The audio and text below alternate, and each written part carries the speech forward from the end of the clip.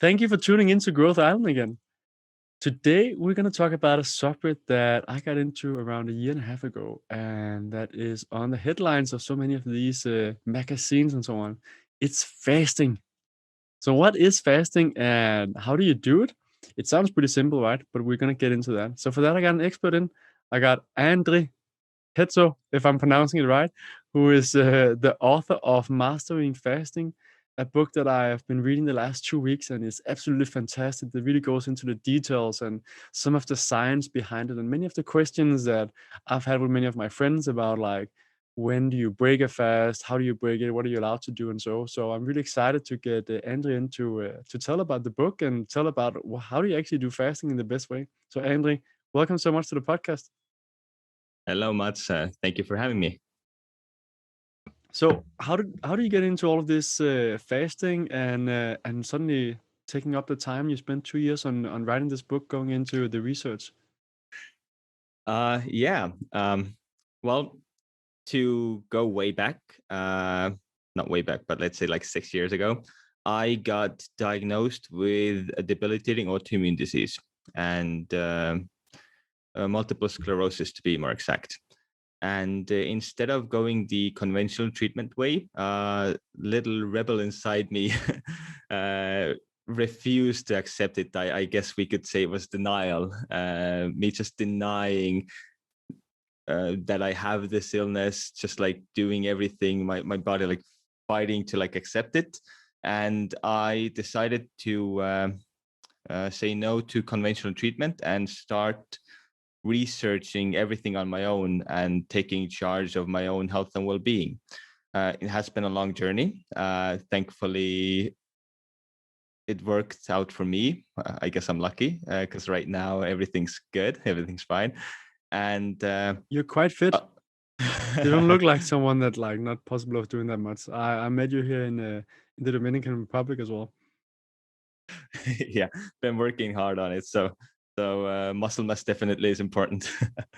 But yeah, so there have been a lot of things I've been doing along the way to fix my own health, boost my own health. That's how I got into this whole biohacking scene.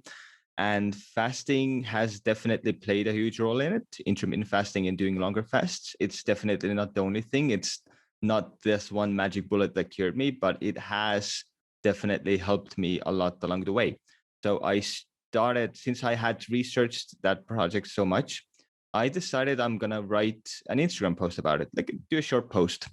That turned into a blog post, which turned into an article, which was supposed to be a webinar. And here I am 2 years later having released a book on this.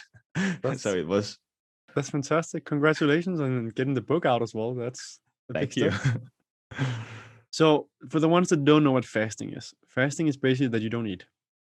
It's quite Yes. simple, but it's simple at the starting point. But why is fasting so important? And then let's dive more into like the different ways of fasting and when are you actually fasting or not. Sure. Yeah, let's jump in. Fasting, as you said, is simply choosing not to eat. That's all that is. Um, you don't have to change what you eat. It's not a diet. It doesn't dictate what you should eat. It's just a rhythm of food consumption. So when when you decide that you're going to start fasting, you just stop eating. You can have coffee, tea, water, and let's say 8 to 12 hours into not eating, your body, your metabolism starts to switch from the non-fasted state into the fasted state, to the post-absorptive state. That is when you have done the switch. When people talk about fasting nowadays, the fasting that they usually have in mind is the intermittent fasting, like the 16-8 method. But that's just an arbitrary number that we think we see the most benefit and with the least risk. And a quick note And on 16/8 basically just mhm, means that you eat for 8 hours and then you don't eat for 16 hours. And for some of those that never like to eat breakfast, this is kind of like the new cool way of if you don't eat breakfast, now you're not just skipping breakfast, which I was told was the most important meal of the day when I was a kid. That was one of the things in Denmark. Now you are a pretty cool biohacker. that are doing intermittent fasting and getting a bunch of health benefits. I love that part.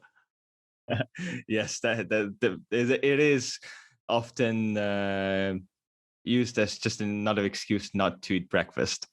But so yeah, the 16/8 method, which is let's say you start, you decide that all you're gonna do is eat from 12 o'clock till 8 p.m. That's your eating window, and after 8 p.m. till 12 in the morning, you're gonna eat nothing.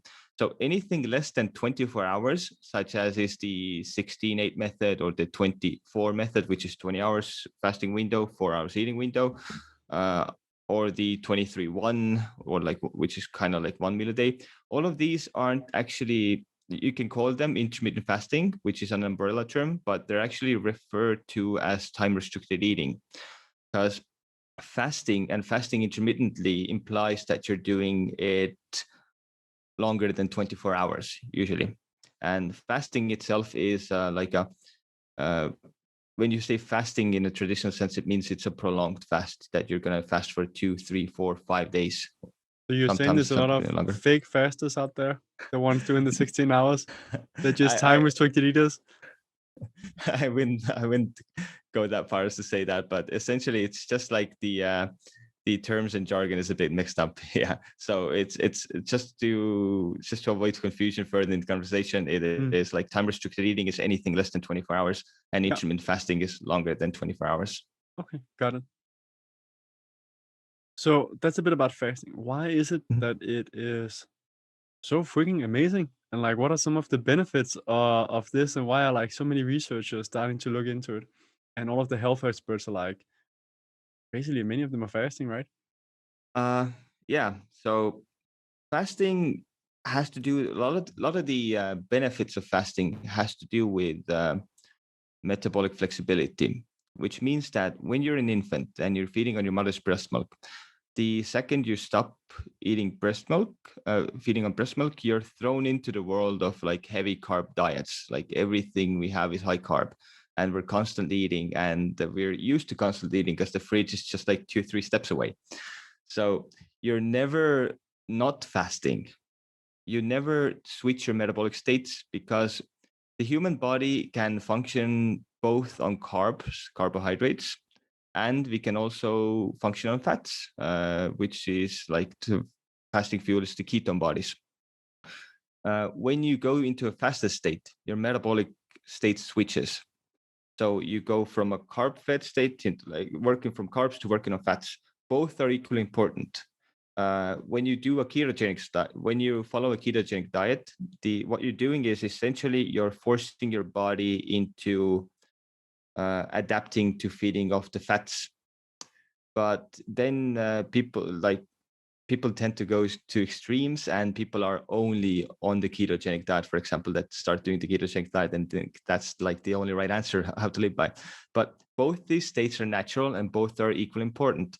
Just as I wouldn't recommend anyone to be on a completely 100% ketogenic diet 365 days of the year, I wouldn't recommend anyone to be on mostly like only working from on carbs, so only working from sugars. So training your metabolic flexibility, getting your body metabolically flexible, meaning giving the body the powers to know how to switch between these states effectively, is what gives you a lot of the benefits of fasting. And the fasted state itself has a lot of different benefits as well. It induces being in a fasted state produces more mitochondria and increases fat burning. It increases insulin. Mitochondria. So someone Yes. is like, say, my what? Mitochondria are they're often they're often referred to as being the powerhouse of the cell. These are the little organelles that power your cells and produce cellular energy called ATP.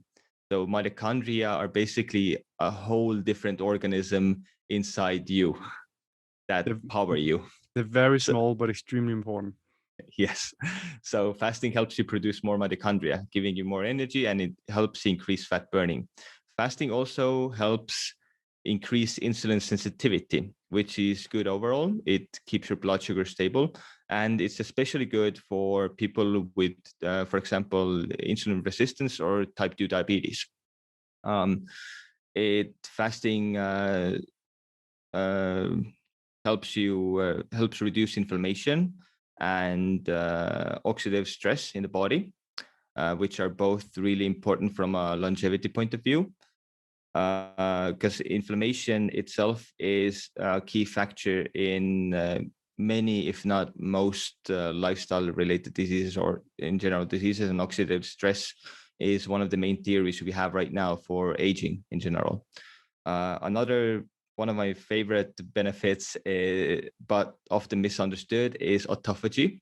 Mhm. Autophagy is always happening in some form or the other in your body. What autophagy is, it is the often described again as kind of like spring cleaning for your body. It's your own body's natural mechanism that helps remove, uh, let's say, old or damaged cells in your body. But autophagy is often mixed up with apoptosis. Apoptosis is programmed cell death. The body destroys the cells. Autophagy instead is it catabolizes these old and weak cells and converts them into amino acids and uses them for energy.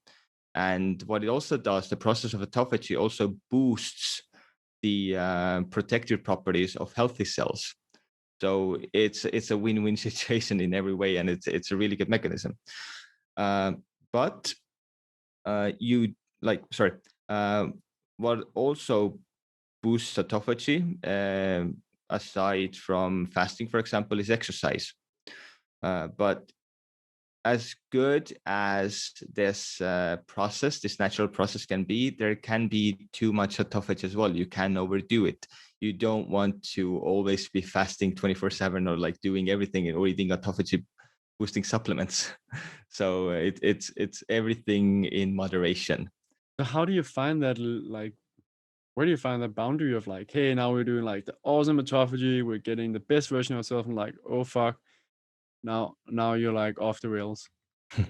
A lot of it comes down to gut feeling, because it's really personal. So when you're older, for example, you're in your 50s, 60s, fasting can be an amazing tool for you. But it also one of the um, one of the most important factors for healthy aging is muscle mass. So if you're now in a tough, like if you're in a faster state too much, you might have trouble maintaining muscle, and like autophagy affects these processes as well. It's like inversely correlated with mTOR. So when a tough mTOR is um, mTOR is basically a signaling molecule that promotes growth in the body. It's a growth factor. So, and it has an inverse correlation with autophagy. When autophagy is activated, mTOR is deactivated, and vice versa.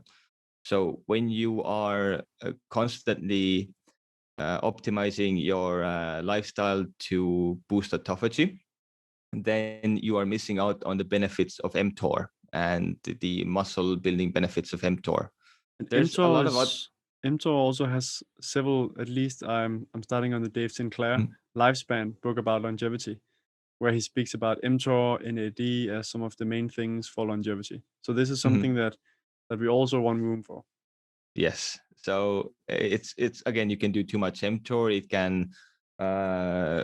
can boost like undesirable growths in the body, but still, as I said, everything in moderation. It comes down to personal like gut feeling. So when you're younger, you can get away with way more autophagy, but when you're older, you might want to benefit adequate protein intake, for example. Yeah. So someone sitting listening being like, all right, what the hell do I do? That like what's kind of like should be in the safe, like this is the safe space, and this space out on the sides is like the a bit more unsafe. So like fasting, intermittent fasting, or like the 16 hours a day, doing that like 4 times a week. That should be Uh, in the safe space at least. Sure, yeah. So it's what's considered safe in the literature right now is 12 to 16 hours daily for men and 10 to 14 hours daily for women. This is because it's different, firstly, because men and women have different biologies, but these ranges should be, as is described right now for most people, be the ranges that you can do every day, basically for the rest of your life, because these fasts aren't that long and they have very little downside and very little risk of developing some kind of hormonal disbalance or like other harmful effects Hmm. associated with metabolism or other things. So 12 to 16 hours for men, 10 to 14 hours for women. You don't have to do it every day. I was talking about the extremes earlier. I myself ate one meal a day for a year straight. So, and I've done extended fasts, a lot of 7-day fasts, 8-day fasts. I've done dry fasts. I've done it, like experimented everything on myself, mostly so you won't have to. Yeah. But I working back from the extremes now, I understand that fasting is a healthy tool, but it's still a stressor. It's a healthy stressor.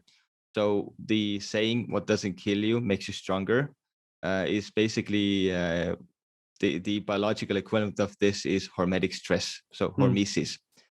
Fasting is a hormetic stressor. It as is exercise, as is sauna, as is swimming in the cold, like heat or cold.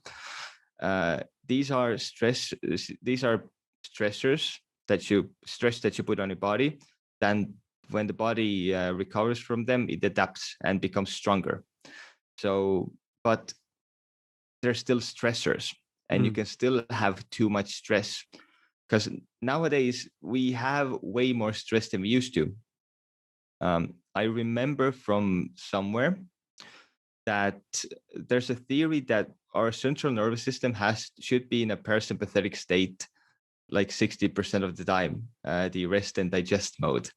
But what happens instead is that we're in a sympathetic state 80% of the time nowadays. So most people have trouble winding down and resting. And if you're working like crazy, you're a type A go-getter, hard hitter, you do crazy CrossFit workouts, and then you fast for 23 hours a day and do like a weekly fast every other month.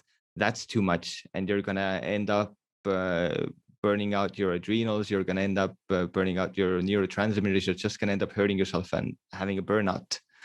So it's best to adapt these things to your lifestyle. So if Hmm. you're most of your other life is stressful, then go easy on the fasting.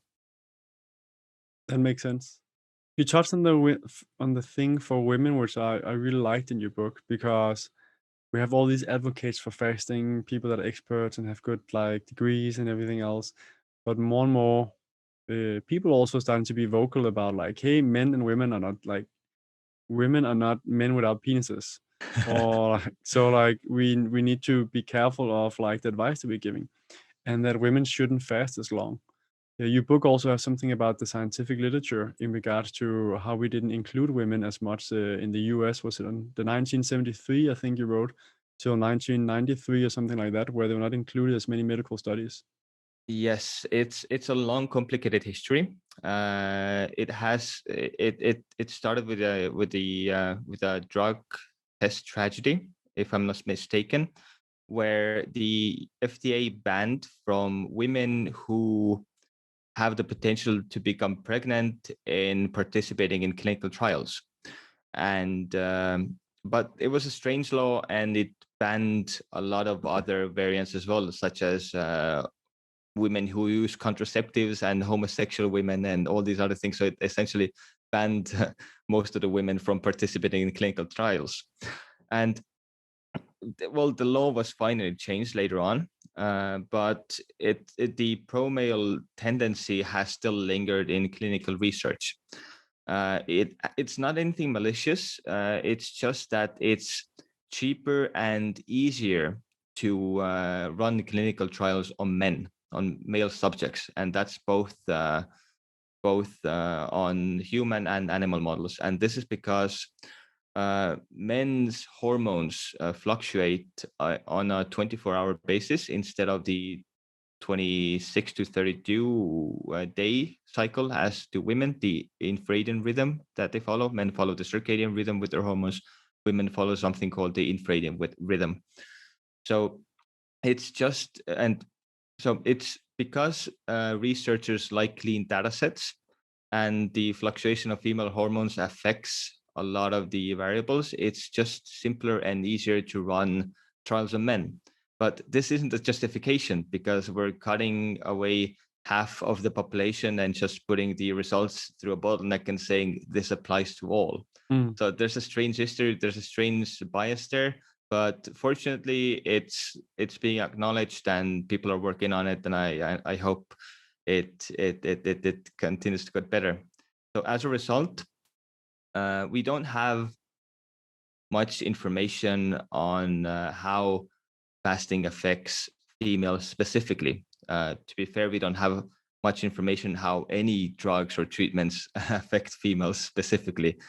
But in regards to fasting, a lot of the work has been done by Mark Sisson, whose research I follow closely, whose writings I follow closely when putting together this chapter, as well as other female health experts. And women should definitely approach fasting differently, and it's very personal for them. What might work for one individual might be completely different for other people. So some women do really well on fasting. They get all the benefits that men do, but some might completely wreck their hormones, their body composition, their mood with any kind of fasting, anything longer than like 10 hours daily. So So this is extra important for women when testing out fasting. It's actually really yes, feeling their body. yes, because women are really sensitive to caloric intake. It's mostly because women are 3D printers for new humans. So it's a biological role their bodies fulfill, and because of this they have to be careful, Mm. and because of this it's different. A lot of the hormonal imbalances caused by fasting, too much fasting, fortunately are easily reversible. But when it comes to like the progesterone or kisspeptin hormones, but you should still be careful because they're not desirable. No. These damages. So kind of like the short version is that fasting for women is also good, like whether you call it time restricted eating, like the 10 to 14 hours that you're saying. And then as you write in your book, it's for most people it's good to do a longer fast every 3 to 6 months, like between I remember you writing between 1 to 5 days. And then for women it's even more important to kind of really feel how the body's doing. Yes, fasting, like what I recommend is you can do as a woman, you can do 10 to 14 hours intermittent fasting daily for as many days out of the week as you want, as you feel good doing. And you can throw, let's say, a 3-day fast in there once every quarter, or maybe a 5-day fast once every 6 months. Yeah. So, and that's doable. And for most individuals, this should only have beneficial effects, because you're giving your body rest. You're giving your body a chance to do something else besides just digesting food. You're giving your body time to heal. Yeah. So some of the other benefits of fasting, which is a reason for many people, is losing weight, which is Yes. the simple thing of not eating as much. But it's not only that you not get the same amount of calories, there's also something about your metabolism that gets better, right? Yes. So before I jump into that, there's a legend around fasting. Well, it's a legendary story, so to say. In the 1960s, there was a man named Angus Barbieri who was 27 years old, and he weighed 207 kilos when he went on a fast. At first, it was supposed to be a short fast, but he felt good and he kept going. The only thing he had was like water and minerals. And he fasted for 385 consecutive days. And during that time, he lost 125 kilos. So his starting weight was 207 kilos, and he fasted all the way down to 82 kilos. He lived a nice life. He died when he was 50. Unfortunately, I don't know what it was from, but reportedly it hasn't to do anything with fasting. He had 2 sons, and he was healthy after his 385-day fast. That So is crazy, that many days. yes. But no, that's not That, your recommendation for everyone. no, definitely not. Definitely not. It was medically supervised, so it's the longest medically supervised fast in the history of the world. People have replicated it and documented their own journeys on YouTube, but I do not recommend that. It's just a story to illustrate the power of fasting. So, weight loss is a huge industry. I think the weight loss industry right now is valued at between 300 and 400 billion.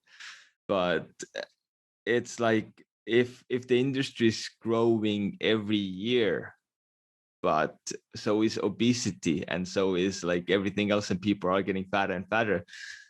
Something's not working. So fasting is a natural way to burn fat. It's probably one of the most natural ways that we have. You're giving your body to stop burning those sugars you're constantly eating, and you're giving your body the chance to go into a post-absorptive state and start functioning right, like straight from the fats that you have stored for energy, because that's what fat is. The food energy you do not need right now, your body stores as fat for future when you need it.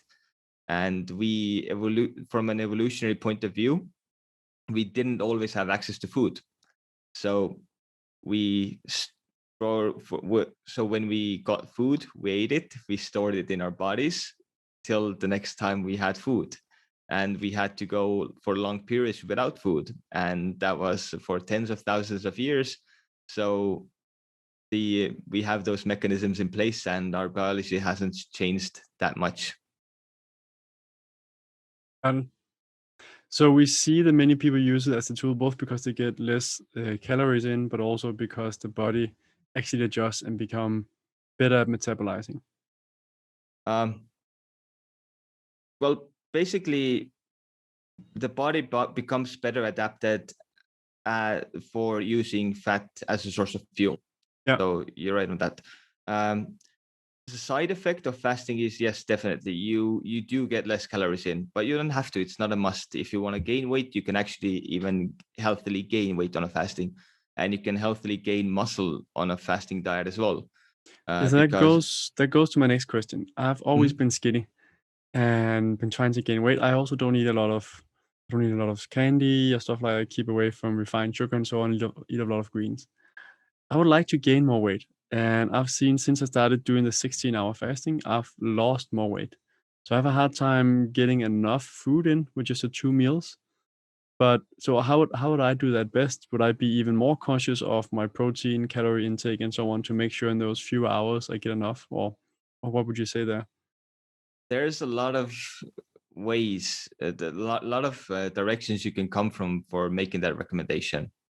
If you're in it for solely a bodybuilding, body composition way, if you're interested solely in that, I would say don't fast, because you want to get the food energy in, you want to be eating.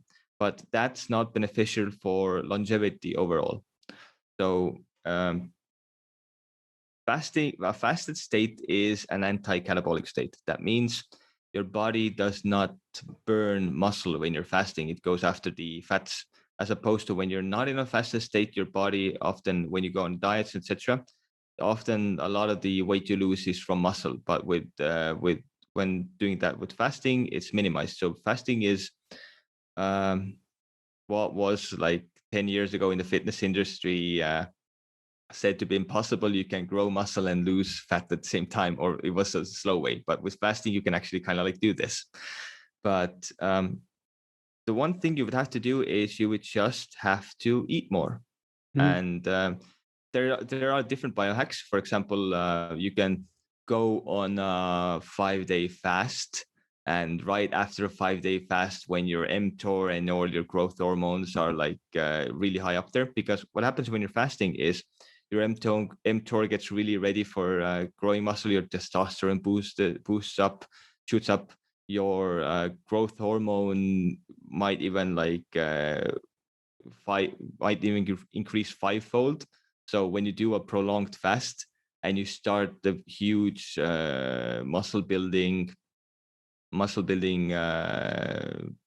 program right after your Mhm. long fast, then you have the potential to see really big muscle gains. But you have to eat enough to support all this.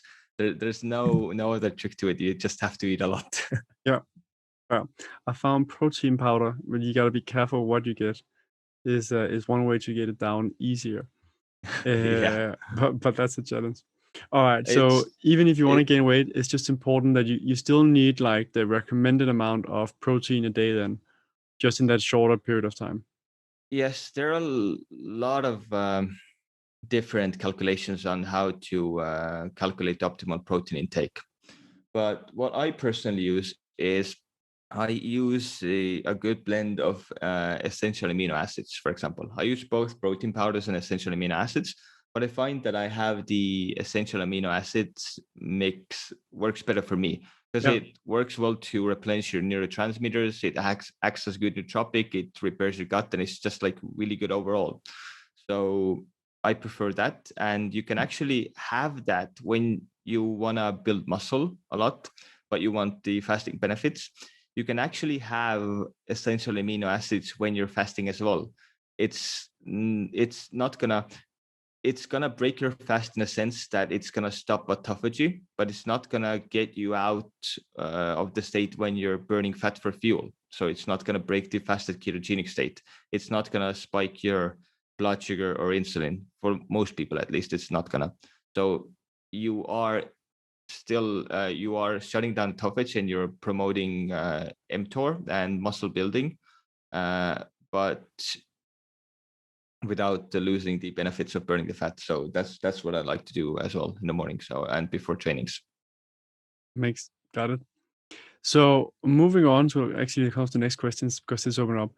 What can you actually you're not allowed to eat, but then people drink coffee, tea, they put like milk in, the supplements, there's lime, lemons, lion's mane, and so on. So that was a lot of the things that I would love to go into. But if we start with one at a time, tea. Sure. Can you Uh, drink tea or not? you can drink tea, but make sure it's either green or black tea, not fruit teas, not berry teas, because they might spike your insulin or blood sugar. And don't put any sugar or any milk or anything in them. No. Same with coffee. You can have your coffee black. Yeah. No bulletproof coffee. Um, depends. This comes down to a lot of nuance. Depends on your personal goals, why you're fasting. Because if you're gonna go, if you're in the morning, if you're fasting in the morning and you work out in the morning, and you're gonna go, and you're, let's say, a woman, and you're gonna go to a hard workout in the gym, you might want to have bulletproof coffee if you're not having anything else before that, because there have been studies that show that women do well with the fasting benefits when they have some calories in their system before training. But for men, it's the opposite. Men do better from a fat burning and a muscle growth point of view when they don't eat before training, but they eat after training. So it's like one Yeah. way or the other. And it's just like what your goals are. But Bulletproof coffees. Sorry, yeah. it breaks the fast, right? Just to It say, breaks like, the from there, if someone is being like, "Am I breaking my fast and not getting autophagy and the other things?" Mhm. If you get Yes, the, then it it breaks the breaks the fast. exactly. It's going to break the fast from that point of view, but similar to the aminos, you're still gonna be working mainly from fats, so you're gonna get the fat burning benefits. So the big difference is that you don't get autophagy. At the same time, Mhm, we get the other mhm. benefits of fasting. Is that correct? Yes, yes. Okay. There's a lot of nuance for a lot of benefits, but I don't know enough to go to very detailed. Like, okay, if you drink coffee, this is going to work on your endocrine system this way, and you're like, this is going to affect your heart this way. I Totally don't fair. think there are any like studies on that even as well. No. But there So, there's but tea and coffee, just to stay on it, tea and coffee, as long as there's nothing in it, then it doesn't break the autophagy. Then you're still yes, in a fasted state. yes, but again, as long as you're not a purist. For example, Sachin Panda, who is the author of I think it was, what was the book he wrote? My circadian goal, my circadian rhythm. I can't remember exactly. But Sachin Panda, he's an author. He's done a lot of deep research into fasting, and he says that coffee stops autophagy. But a lot of other experts in the field say that it doesn't. That it actually enhances autophagy, like black coffee. So you never know which one is actually right, because we do not have a clear method to measure autophagic flux in humans directly. We cannot measure the levels of autophagy in humans directly, unfortunately, right now. Okay. I see. So, from a practical point of view, then it might be testing out or doing a mix of it. Yeah, sure. Or just like do whatever feels good for you. Yeah. Uh, just learn to feel and trust your body. Yeah. So that also goes to lion's mane, which is, Uh, for the ones that doesn't know, is this mushroom powder that's supposed to not work fully as coffee, but supposed to be good for your brain and being sharp. yes, because one of the things that fasting does, fasting has been practiced in every culture and religion throughout recorded human history. And it was often in ancient Roman and ancient Greek times used for cognitive benefits, cognition enhancing benefits. Yes. So, um, and one of the reasons, like how we can explain that now, is that fasting actually improves neuroplasticity and boosts this thing called the BDNF, which is the brain derived neurotrophic factor. And it just like helps you zone, like it affects your brain physically, but also mentally. It brings you into this kind of like a meditative state where it slows down your mind, slows down your brain activity, so you can focus on one task at hand. And lion's mane also does this, and they work similarly in a way. Lion's mane, because lion's mane also enhances BDNF.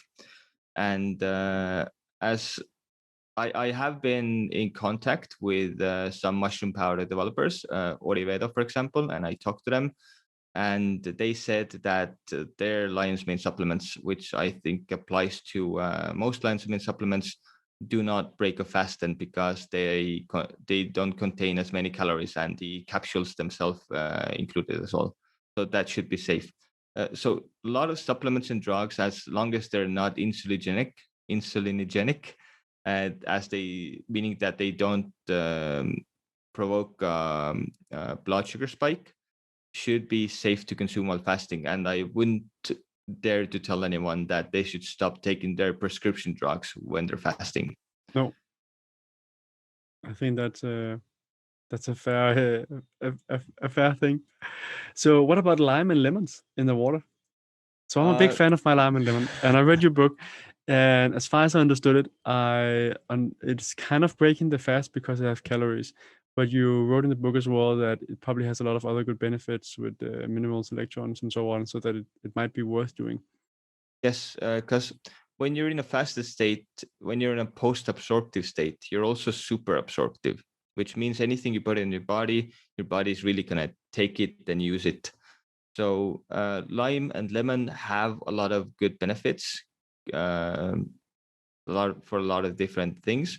And if you're doing intermittent fasting daily, let's say 16 hours, but you're mostly fitness oriented, then have your apple cider vinegar, lime, lemon with some salt, other electrolytes. I think that's only going to be good for you. And the small other fast related benefits you're going to miss out on, I think it's going to balance itself out. So if you're a fan of that and it feels good for you, just go for it. Okay. But then I guess that would also basically mean that the autophagy stops once I do my lemon or lime water. Or is the calorie intake so low so it doesn't really affect that, or we simply just don't have the answers from the science yet? It's difficult to say yes. Yeah, I do not know if we have the answers. yeah. And I think it's also important to say, like with fasting, we have a lot of science coming out now, and I was at a longevity event at Copenhagen University, one of the leading researchers, where he was like, "There's few things we can say that really impacts longevity. Like one of the only things that we really know is fasting, but there's still so much research coming out and so many things we need to answer. So, Yes. so it's going to be interesting in 5 to 10 years time when we have more of the research out. What of the thoughts or hypotheses that we have now will have changed at that point? It's longevity is a really interesting topic. Like the what he said, that we know that fasting affects longevity is because caloric restriction has been shown to affect longevity in every organism across the board. We cannot run these tests in humans because that's unethical to run clinical trials, but we have done them in a lot of other organisms. And across the board, caloric restriction really does extend your lifespan. Um, it might make it the life not worth living if you're constantly hungry, Yeah, but it does affect you it does benefit you. yeah. And I remember hearing that, like, from the telomere, the theory of telomere length for longevity. The main researcher who ran those experiments and I think coined the term telomerase, or like found the hormone that actually, or the signal molecule that actually lengthens the telomeres. Hmm. I think that was called the telomerase. Then started researching. They did years and years of clinical trials to start developing drugs that can do this and target this, and they just couldn't. They just couldn't find anything to do it. And the guy went on for this research, and what he found, what he's talking about now across the globe everywhere, is what actually helps you lengthen your telomeres is traditional or shamanic song and dance. And that's the one thing that outperformed all clinical trials on all drugs and everything they ran, all like molecules. Shamanic singing and dancing, and traditional singing and dancing. That's fantastic. Well, Yeah. some of the ancestral wisdom of something that tribes used to do is just good for us. I had Lee, a breath worker from he's Australian, but he lives in Finland these days, and we did this exercise of like breathing and then doing the humming like on the way out. And it's like something that people have been doing for so many years, right? But they don't do any longer. And it's just that feeling in the chest, you could feel that was good. Yes, that's So in so many cultures, in Sufis, in Ayurveda, and other things. It's really fascinating. so singing is good. We need to do more of that and some of the ancestral stuff. Time is running fast, Andre. So some quick fire side questions as Sure. well. Keto flu. So the whole thing about feeling better and like testing out what fasting is best. Some people kind of got feel a little bit like they have the flu after doing the 16 hours fasting after a few days. What's up with that? I haven't actually heard that people get keto flu from fasting per se, but what happens is your body is not used to fasting. You're not used to not giving your body food, and you get really hungry and you get groggy and everything else. So that's one of the hurdles you just have to cross when you start fasting.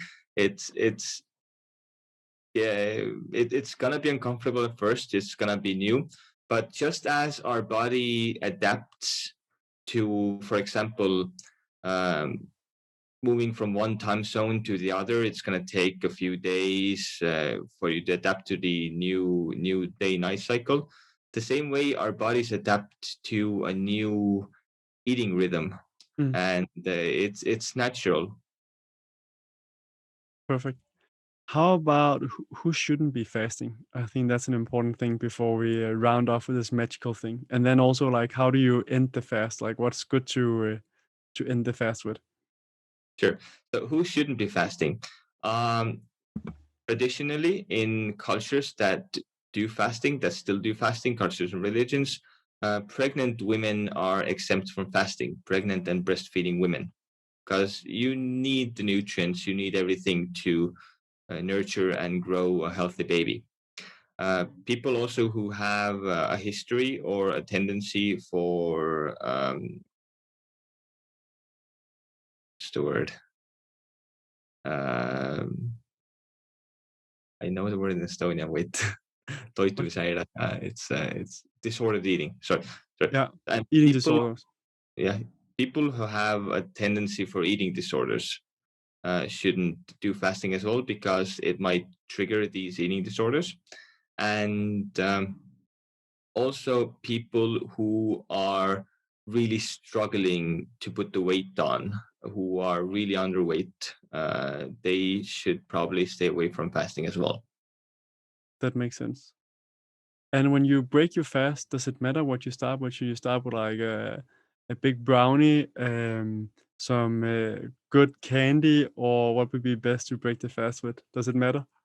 It's best to break the fast with a small ketogenic meal. And well, to be completely honest, with intermittent fasting, since you are super absorptive in a super absorptive state, it it matters, but then again, it doesn't matter. If you really want to fine tune it, then that's a whole other story. But for most people, short time restricted eating, short intermittent fasts, even up to 5 days, it doesn't matter that much what you break it with.